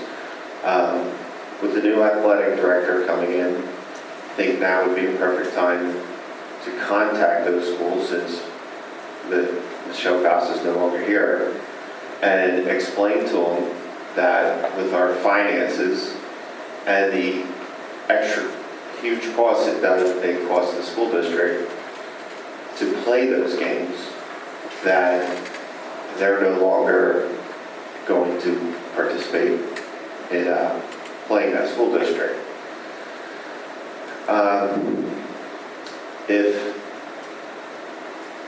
If everyone was in agreement of the extra long traveling distance, also sent, let me see, I sent, it was around 15 to 20 school districts within 45 minutes that some of the sports were bypassing for PowerPoints, for any other reason. Maybe Twin Valley was one of them, and it was because they didn't want to play Danbury. Most of our teams max out their games. PIAA has a minimum and a maximum. I think if these teams, just say you said 45 minutes is the farthest we'll drive for a regular season game, not playoffs or anything like that, then you can maximize your amount of games to play. Some sports you're allowed minimum of 18 games, maximum of 22. All your coaches shoot for the maximum. I think the money that we can save the school district can help pay for teachers, can help pay for supplies. I mean, I think we should concentrate more on our education, and sports should take a second place to our education. I don't think Mr. Harvey was that involved in this back in the spring, and I know Mr. McKnight was. Before I turn it over to one of the two of them, let me say that aside from the finances, I don't think it's the healthiest thing in the world to have several hour travel time to each way for a regular season game. So I don't know if that's been adjusted or not. I think it's something when we hire a new athletic director, we're going to take a look at the whole athletic schedule in its entirety to make sure we're getting the right balance of travel versus competition. So it's an issue we're going to look into. Right, I understand looking into it, but when would that take place? Let me share what's happened. Okay, since you and I met, and I thought you had an excellent point, and I followed up on that point. At that time, when Ms. Goss, we built a concentric circle plan to begin to look for competitions for all our sports from ground zero, working 10 miles out at a time, not to exceed 50 miles. Our final candidate for the athletic directorship, I've had that conversation with him. Cost is relevant, but to me, from an educational practice, I don't want to see kids on a bus more than an hour anywhere. It's a long time. There's all kinds of problems involved that you and I discussed before. I think your point was well marked. It's excellent. The question now going forward, Mr. Coppel, is about breaking contracts, and honoring contracts the rest of the way out. We're coming into we still have 1 year on contracts. They're usually done in 2 years.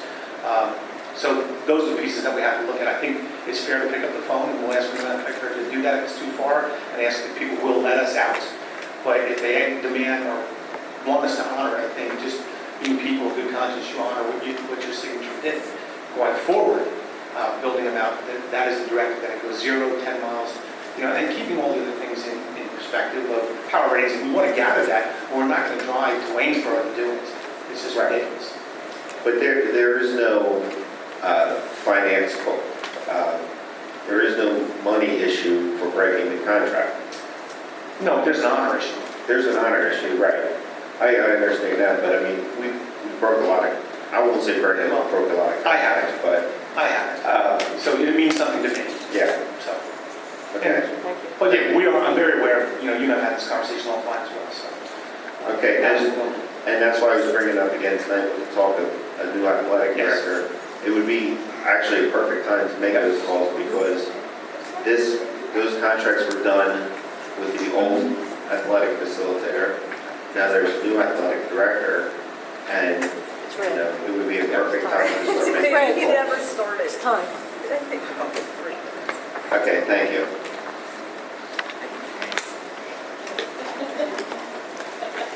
Sorry, Laurel Reno, I just need to follow up on Shane's comment. There's a lot more involved in that.